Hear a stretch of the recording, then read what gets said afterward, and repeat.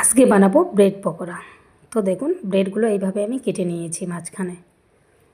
দেখুন কেটে নেওয়া হয়ে গেছে। তো একটা পুর তৈরি করব। আলু সিদ্ধ করে নিয়েছি, ভালো করে মেখেও নিয়েছি। ভালো করে মেখে নেওয়া হয়ে গেছে, দলা ভাব যেন না থাকে। তো পুর বানানোর জন্য নিয়েছি পেঁয়াজ আর লঙ্কা কুচি। একটু কড়াই তেল দিয়ে দিচ্ছি পেঁয়াজ লঙ্কা, ভালো করে একটু ভেজে নেব। ভালো করে ভেজে নিয়েছি, দিয়ে দেবো আলুগুলো, সিদ্ধ করে রাখা আলু। তো লবণ, হলুদ গুঁড়ো, লঙ্কা গুঁড়ো, জিরা গুঁড়ো দিয়ে ভালো করে মিশিয়ে নেব। তো দেখুন পুর আমার একদমই রেডি। তো নামিয়ে নেব। দেখুন এইখানে ব্রেড নিয়েছি, ব্রেডের উপর দিয়ে দেব আলুর পুর, ভালো করে লাগিয়ে নেব।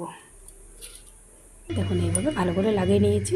আর এক পাট নিয়ে এইভাবে চেপে চেপে দেব। দেখুন চেপে দিয়ে দিয়েছি, সবগুলো এইভাবে বানিয়ে নেব। সবগুলো বানিয়ে নেওয়া হয়ে গেছে। আর এইখানে একটা আমি বেটার বানিয়ে নিয়েছি। বেসন, শুকনো লঙ্কার গুঁড়ো, হলুদ গুঁড়ো, লবণ দিয়ে অল্প জল দিয়ে থকথকে একটা বেটার বানিয়ে নিয়েছি। তো ব্রেডগুলোর গায়ে লাগিয়ে নেব, লাগিয়ে ভেজে নেব। দেখুন এখানে দুইটা দিয়ে দিলাম, উলট পালট করে ভেজে নেব।